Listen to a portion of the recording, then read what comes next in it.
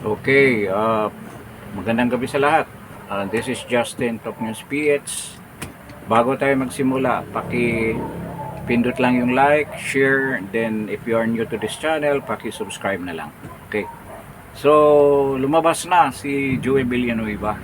Matagal na natin inaantay na talagang patunay na talaga ay siya ay lilipat na sa kabilang bakod. At ito nangyari kanina at nagkaroon pa siya ng mahabang talumpati at hindi ko na pinakinggan kasi alam ko naman na puro palusot lang ang gagawin niya. At alam na rin natin dahil nga nagpunta sila ng tatay niya, yung si Eddie Villanueva ng Jesus is Lord sa Malacanang. Nagkaroon sila ng pag-uusap kung anong mga kondisyones siguro o anong gagawin para na hindi naman halatado na halata naman halata naman na talaga ay siya lilipat. Ang ano ko dyan, ang komento ko, talagang ito si Joel guilty talaga. Guilty siya, talagang mabigat yung mga ebidensya na linalahad sa kanya ng ombudsman. Yung mga witnesses, sina Bernardo at yung iba pang mga witnesses na nagpatunay na tumanggap talaga siya ng malita galing sa flood control. At nakikita naman natin sa lugar na sabi niya na yan ang inalagaan niya na maayos ang problema sa flood control. Hanggang ngayon binabaha pa rin. Particularly yan sa lugar niya mismo. Yung sa Bukawi, malapit sa kanilang simbahan, malapit sa kanilang eskwelahan, sa unahan, papuntang Balagtas, papuntang Giginto, yan, hanggang ngayon hindi maayos-ayos, silang taon na yan. So ilang budget cycle na ang nangyari dyan, hindi pa maayos-ayos ang problema dyan. Kasi wala talagang ginawang infra dyan para magkaroon ng solusyon ang pagbaha sa lugar na yan. Ultimo kalsada, hindi matapos-tapos. Magugulat ka. Ilang taon na yan na ganyan. At yan na lagi niyang hinahayag na talagang tumulong siya para magkaroon ng solusyon ang pagbaha dyan sa area na yan. Na lugar naman niya yan. At talagang walang dike, wala lahat. Ewan ko ba, kunting ulan lang, yung mga ilog dyan na dapat naman i-dredge, dapat yan ang pagtuunan nila ng pansin, hindi naman ginagawa. Kaya ito si Joel Villanueva na pilitan or naisip niya na yan lang talaga ang pwedeng lusutan niya dahil mabibigat yung mga ebidensya na nagtuturo na involved talaga siya sa flood control scam.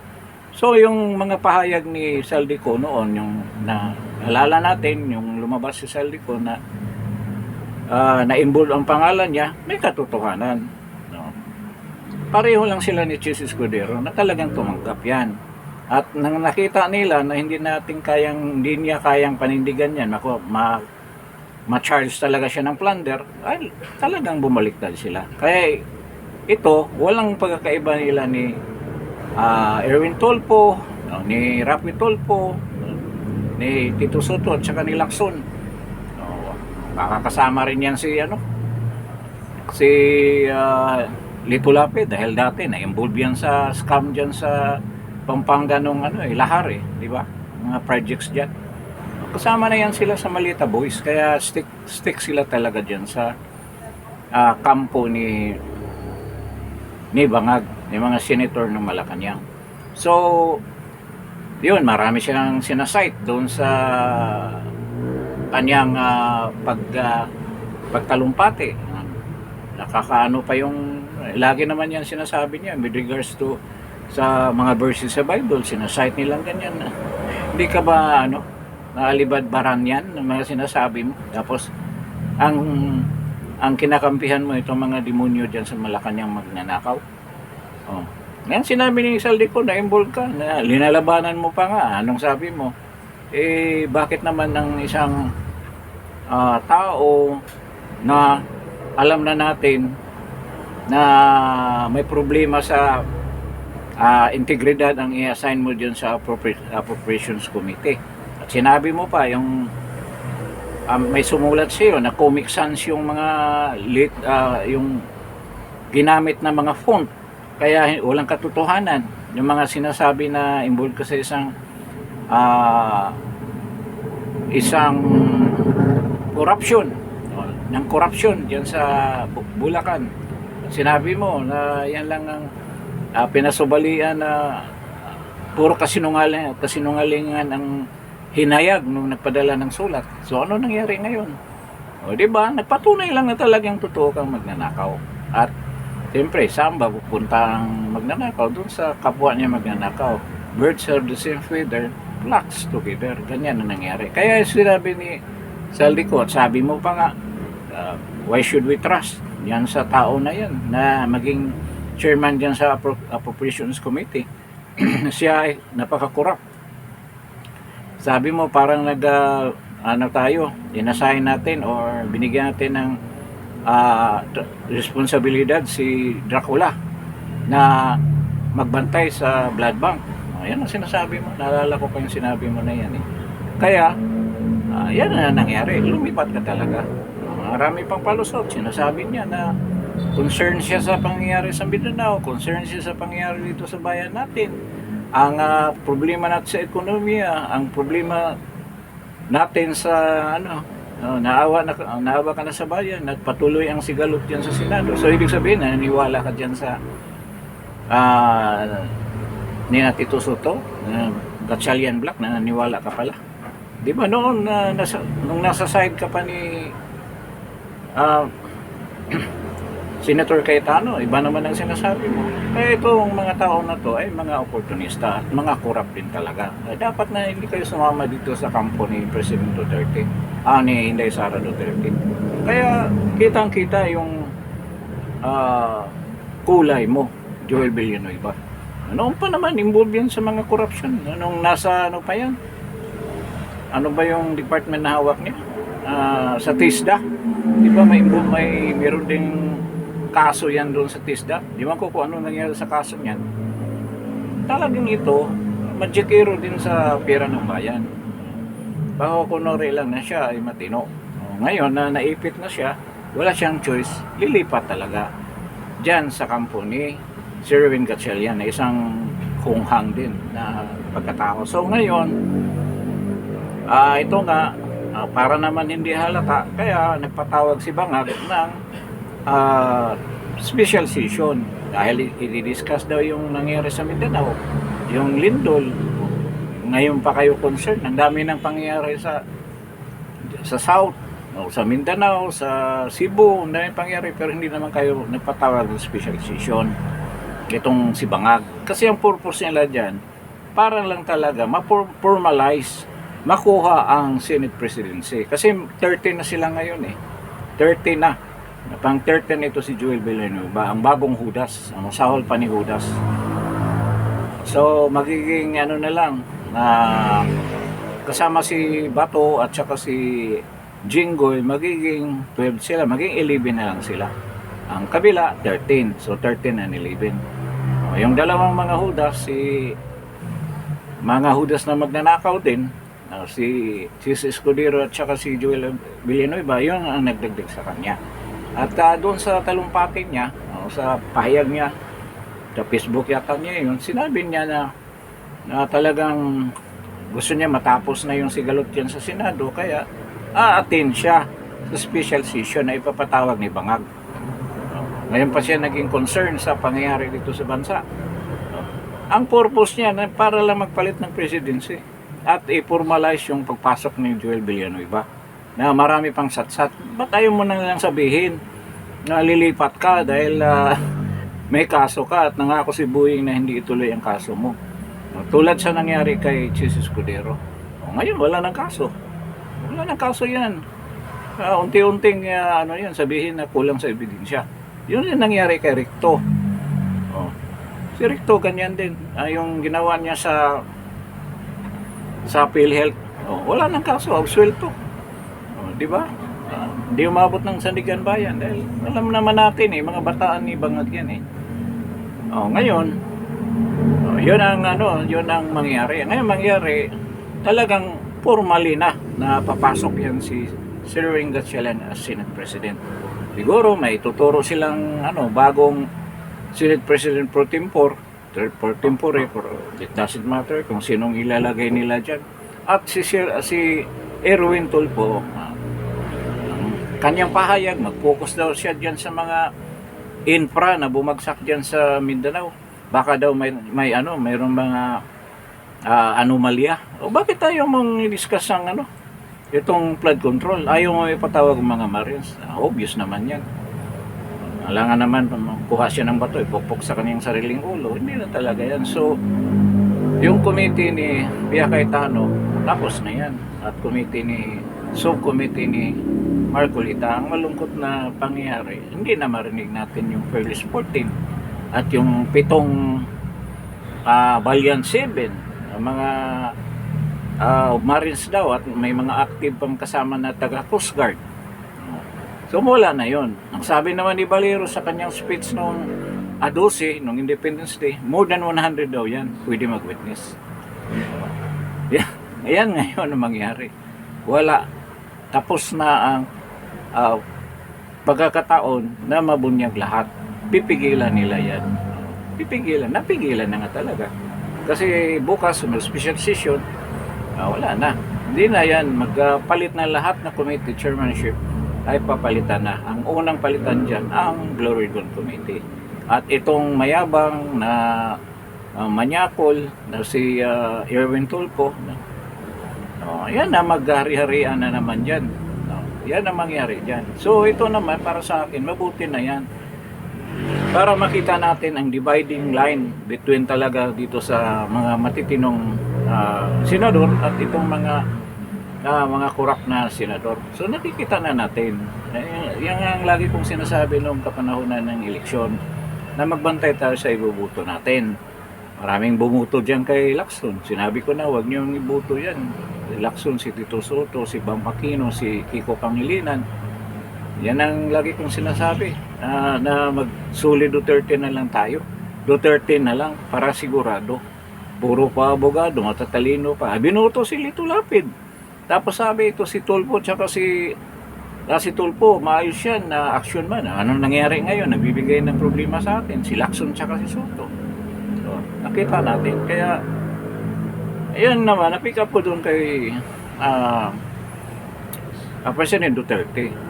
Huwag kayong piliin nyo talaga ang tamang kandidato. Anong nangyari sa atin ngayon? Yan, mga tao na yan, na siningit ninyo dyan sa baluta, na sinabi nyo, mga kilala kasi ito dati mga senador. So yun ang binoto nyo. So yun nagbigay ng problema sa bansa natin ngayon. Kung binoto pa natin tulad na Jimmy Bundok, si Lambino, kahit na si Vic Rodriguez sana, o si Mata, si Hinlo, yung mga ganyan, kung binoto pa natin yun, ayos ang takbo ng Senado ngayon. Hindi tayo nag-problema na tulad nito. Nalalaban talaga ang Senado. Tulad ngayon, nangyari. Ayan, ang mga choices natin, tayo rin lang nagbibigay ng malaking problema. Mga Tulfo yan, ngayon natin nalalaman na ganyan pala mga ugali ng mga hayop na yan. So, ganyan pala kakurap yung mga yan. Pero minsan, may mga positive din na pangyayari dahil nalalaman natin kung anong mga tunay na mga karakter itong mga taong ito. So, mangyayari dyan sa Senado, patuloy na ang kagustuhan ni BBM, ni Bangag, at ni Lisa Aranita, kung anong plano nila. Kasi isipin mo wala silang malakas na kandidato. Wala silang malakas. Sino bang malakas? Si Rapi Tulfo. Parang hindi nila susuportahan si Rapi Tulfo. Parang ang suportahan nila si Leni Robredo. Or may posibilidad din na suportahan nila si Tambalos. Pero kahit anong tingin nila, hindi talaga mananalo. Kaya marami silang balak na gagawin. Unang-una, ang balak nila itong impeachment ni VP Inday Sara. Ngayon nahawak na ni Sherwin Gatchalian ang presiding officer. At matutupad na yung mag-elect sila ng presiding officer. Posible si Kiko Pangilinan. Posible hindi si Kiko Pangilinan. So mangyayari, yung mga ebidensya na walang kakwenta-kwenta, tanggapin nila yan. Tanggapin nila. Kahit protesta pa yung mga defense lawyer ni VP Inday Sara. Wala, ilulusot nila yung kay Madriaga, yung sa AMLC, ng mga bawal talaga yan sa batas, tatanggapin nila yan para madiin ng husto si BP Inday Sara. At yung matindi pa, no, so sa tingin nila, hindi talaga lulusot yung mga ebidensya, may other option tayo. Kailangan, gagawin natin itong una na nating ginawa with regards sa quorum. Ang gagawin natin, yan ang isip nila, yung mga bangag. Ikulong natin tong mga senador na nasa minority na ngayon, naging minority na sila Cayetano. Sino-sino ba ito? Di si Marcolita, plunder yan eh. Hindi makasama yan dyan sa hearing. Si Bongo. Pwede i-request nila doon sa ICC na maglabas ulit ng secret warrant para makulong si Bongo o magtago. So ilan na? 20 na lang. Kulang yung dalawa. Si Robin Padilla, pwede nila kasuhan. O Marcolita, si Bongo, si Robin Padilla, pwede nila kasuhan yan. So posible rin na maghanap pa sila ng iba. Si Mark Villar, pwede nila idiin yan. O si Camille Villar. O hanggang mapababa nila sa 18 na lang. At magbigay sila ng bagong rules dyan. Sabihin naman nila, may karapatan naman tayo magkaroon ng bagong rules as an impeachment court. So mangyayari niyan, instead na nakalagay sa constitution natin na decision ng kung whether convicted or guilty, convicted or walang kasalanan ang i-impeach na official tulad ni BP Inday Sara dyan sa impeachment case niya na 16 votes sa 2/3 of all the senators that are elected. Pero ang gagawin nila ngayon yan, baliin nila. So, bindalo na naman kung sino lang present. Kung makakulong na yung 6, si Jinggoy, si Bato, hindi makatin si Bato, si Mark Villar, 3 na, si Bongo, 4 na. So magiging 20. 24 o 20. Magdagdag pa ng 2, baka si Robin Padilla. O mismo si Senate President ngayon na si Cayetano. Pabuti nila yan ng 5, ng 18. Para ang 2/3 niyan ay 12. Ngayon 30 na sila. O kahit na 22. Ano bang 2/3 ng 22? 2 ang makukulong, mawala dyan. At ang basihan nila, kung hindi ka atin dyan sa hearing, kung magbutuhan na kung guilty or not guilty, or convicted or not convicted, magiging 22. So ang 22, 7. 7 times 3 was 21. Ilagay natin 7 plus 7, 14, 15. Pwede 15 ko 2/3 na 14. Hindi dagdagan ng 2 na. 30 na sila, 1 na lang. Ganyan mangyayari dyan. Kaya habulin talaga nila na makonvict si BP Inday Sara. At hindi ko malaman kung ano kayang reaction ng mga tao. Kung sobra ng suppression ang gagawin nila, oppression. Ngayon magtatanong tayo, wala namang partido nila na tatakbo as president, na yun ang i-endorse ni Bangag, ni BBM. Wala. Kasi lahat na yan ay mababa ang survey rates, preference ng pagiging presidente. Bakit kaya ginagawa nila to? Wala sila ibang purpose niyan na naging interesado din itong mga congressman magkaroon talaga ng term extension, magkaroon ng pagpalit ng form of government. Yan ang sa tingin ko. Kaya sila agresibo. Gustong-gusto nila, sinusuportahan talaga nila dyan si BBM kahit na hindi na siya maging presidente by 2028 dahil mayroong term extension at change in the form of government later. Pwede nila sabayan yan. Gawing parliamentary, then automatic na magiging prime minister si BBM. Yun ang hinahabol nila. Kasi isa pa rin, involved sila sa pagnanakaw niya sa flood control. Ayaw nilang makulong. Kasi kung si BP Inday Sara maging presidente, sigurado talaga sila magkaroon ng kaso. At makukulong at masikwester at wala na sila. Period na ang buhay nila, hindi na sila makatakbo. sirang-sira na sila. So yun ang gusto nila kasi kung titingnan mo, walang tatakbo eh. Si Sandro, si Tambaluslos tatakbo, hindi mananalo yan. Kahit na si Leni, hindi mananalo. So ano bang intention talaga nila? Talagang term extension. Kasi ito, kung mamaniobra nila yung butuhan dyan sa impeachment na ma-approve yung 2/3 na magiging based doon sa present lang dyan sa hearing na yan. Kung wala ka dyan, nakakulong ka, hindi ka bilang na labag naman sa Constitution, whether papasok ka o hindi, basta 16 na votes ang kailangan para ma-impeach ang isang impeachable official na tulad ni BP Inday Sara.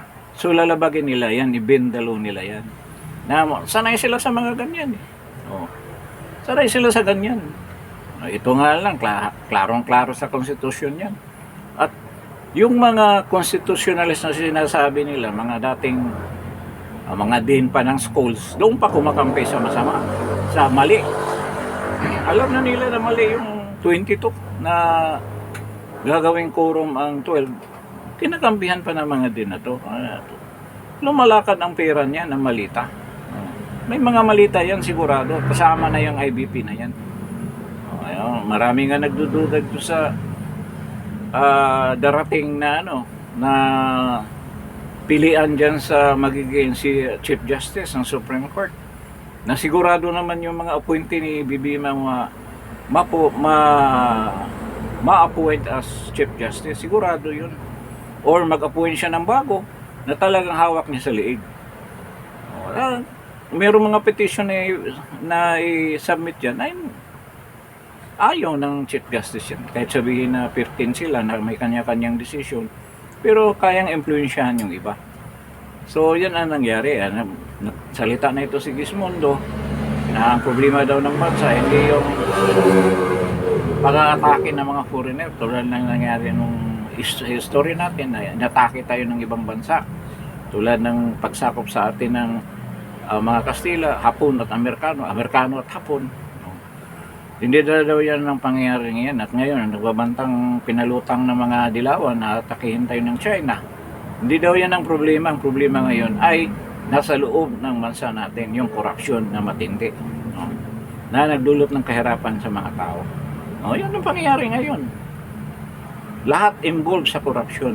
Kaya ang hirap sa watain dahil naging sindikato na yung pamahalaan. Yun ang sinasabi ni BP Inday Sara. Parang ng sindikato. Lahat protecting each other's back. Pinuprotektahan ng kanilang mga kapwa, mga magnanakaw dahil sindikato. Involved sila lahat. Kaya katulad na ng Sinaloa, Mexico, ang kulang na lang sa atin ang paglaganap ng turugan. At unti-unting nangyayari yan. Katagalan yan, lalabas na yung mga drug lord magsusuporta. Ngayon, mga gambling lord ang lumabas. Kaya mga kabataan natin sira. Yan sa gambling, online gambling na yan. Pinigilan nga yan ni President Duterte noon, hindi naprubahan yung mga franchise niyan. Naalala niyo yung online sabong, pinagbawal niya. Nandiyan yung Pogo, sugal yan na wala naman rito yung tumatay sa sugal niya sa ibang bansa, pinagbawal nila. Dahil nagkabuliryaso na, kinanggalan talaga. Kahit may hawak, sila rin ang may hawak niyan sa licensing. Sa kanila nagbabayad ng lisensya, hindi sa pamahalaan. So ang pera napupunta sa kanila. Dahil nagkaroon ng kompetensya, yung kampo ni Boeing at saka yung dito sa may Pampanga, binuwag na lang talaga. So yan ang sitwasyon ng bansa natin ngayon. Ang tanong, patuloy bang matutulog ang mga tao? Patuloy ba tayong baliwala lang na pangyayari? At maraming kampo rin nagsasabi mangunguna si BP Inday Sara. Napakahina naman ang isip nyo. Itong iba pa naman, kadalasan mga retired na mga sundalo. Hindi ba nyo naisip kung ano mangyari kung si Inday Sara ay magkaroon ng maraming kaso at makulong? Parang binigyan mo ng armas yung kalaban na sinabangat para tirahin si BP Inday Sara sa gagawin ninyo. Napilitin talaga ninyo magsalita si Inday, susuportahan. Hindi yan ang paraan. Dapat talaga kukumbinsin nyo yung mga active na mga sundalo na susuporta sa atin. Kung meron tayong mas protest, no, na tantamount na doon sa pagiging people power revolution, hikayatin ninyo yung mga sundalo na susuporta at talikuran ang chain of command na hindi na sila susuporta kay BBM. Huwag niyong idamay si BBM Sara. Kasi kung ano mangyari sa kanya, makulong yan, wala na. Lalo tayong mawawala ng pag-asa niyan. Kaya mali iyang intention ninyo, itigil niyo yan. Ang gagawin ninyo, total marami sa inyo ay mga retired general. Sanay naman kayo mag-desisyon ng mga matinding, malubhang mga desisyon, mga delikadong desisyon. Dapat yan ang hikayatin ninyo yung mga active na sasama na sa inyo. Sasama na sa atin, sa tao, kakampihan ng mga tao. Mahina pala kayo. Ang mga dati yung mga tauhan yung mga yan. Sila mga ngayon may mga posisyon, mga tauhan ninyo yan, yung mga nag-retire na. At saka yung PME, yung chain nyo yung mga mista-mista nyo, ano nangyari? Bakit hindi nyo kaya makumbinsa yung mga active?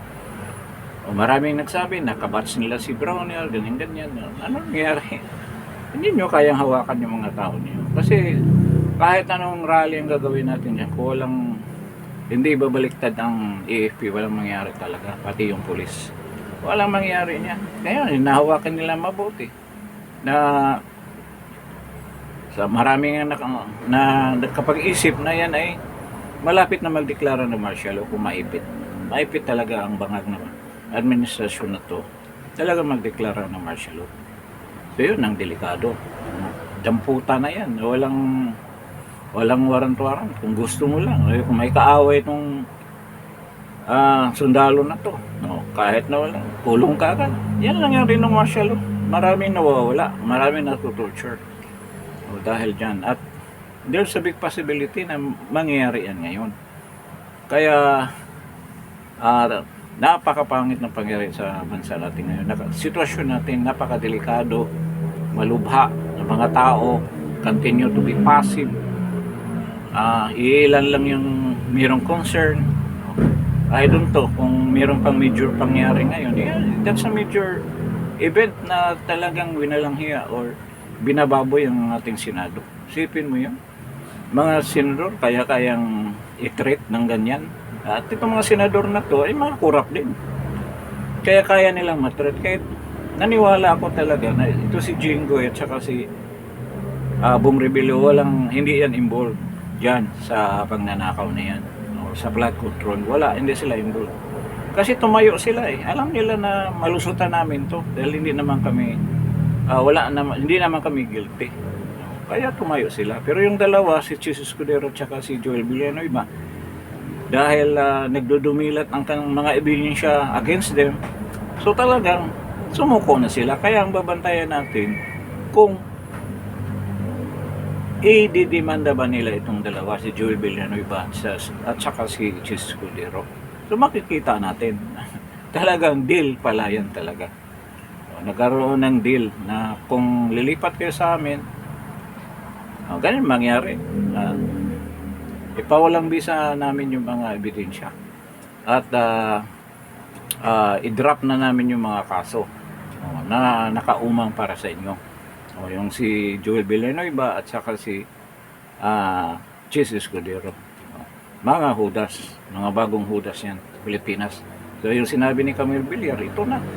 Masahol pa ni Judas, yan si Joel Villanueva at saka si Chis Escudero. So yan ang istorya.